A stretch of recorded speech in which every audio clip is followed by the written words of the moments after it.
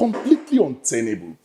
How do you expect that the Nigerian people should pay for the irresponsibility of the successive governments for their inability to build functional refineries?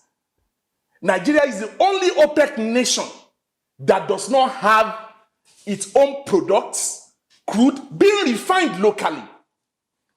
Angola, that came late onto the stage of history, and for the purpose of history, we need to raise it.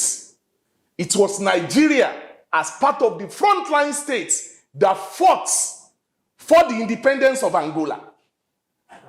And in fact, after the independence of Angola, that country went into decades of civil war until the Joseph Samvibi-led UNITA rebels were actually, are defeated. But today, Angola still has part of its local production being produced, part of its, usage being produced locally. Petrobras in Brazil, different other, state-owned oil companies across the world, they have functional refineries. How do you say that internationally determined price should be the basis of pricing something locally? Why is the elementary economic theory of loss of comparative advantage, why should it be jettisoned in the question of pump price of petroleum product? So the poor people of Niger Delta, in whose backyard you are drawing this oil, should pay at an internationally determined price when you are not paying anybody internationally determined wages. How does it make sense? Aside that is the question of irresponsibility in maintaining, protecting the territorial integrity of the nation. If you know that you have failed in policing our borders properly, it is only natural that you come out openly and say that as a class, we have all failed.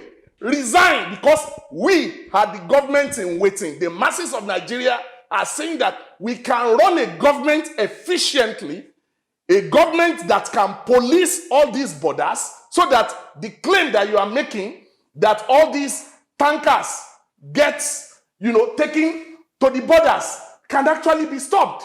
If that is your argument, we can run a government in which all the refineries will be made to work and they will work efficiently. And also, finally, we are not against subsidy, because that is the major argument that they are pushing. That you are now saying every government subsidizes one thing or the other. In the US, there is subsidy. In the UK, for close to 6 months, because of the impact of the Ukrainian war, people were paid subsidy. So why is this a strange thing in Nigeria? And who is saying that we should not pay subsidy? The same ruling class that has been subsidized. With due respect, President Bola Ahmed Tinubu, in the last 16 years, he ruled for 8 years in Lagos. 16 years, it was just recently, 2021, just before the campaign started, that they went ahead to go and repeal that pension law. He is the first governor in Nigeria that passed a pension law that gives them the opportunity to build houses for themselves, either in Lagos or Abuja. The amount that they pay in pension for him is enough to subsidize a whole lot of things. So people that have not for once given any opportunity, that has not considered a kobo from what they are benefiting, are sitting and saying that we cannot give subsidy to the Nigerian people. Only 469 people make up the National Assembly.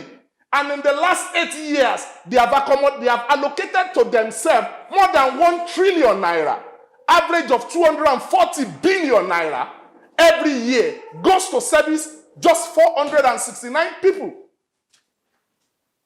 How much is the cost of building a new refinery? that can service the Nigerian people. So from economic point of view, from moral point of view, from political point of view, the arguments of the regime and the ruling class in its entirety are completely untenable. And that is why we support the action of the Nigerian Labour Congress, and we call on the Nigerian youths, we call on the Nigerian working class, we call on the suffering Nigerian people from the north to the south to join the Nigerian Labour Congress in this heroic battle to salvage the soul of the Nigerian state. Thanks so much.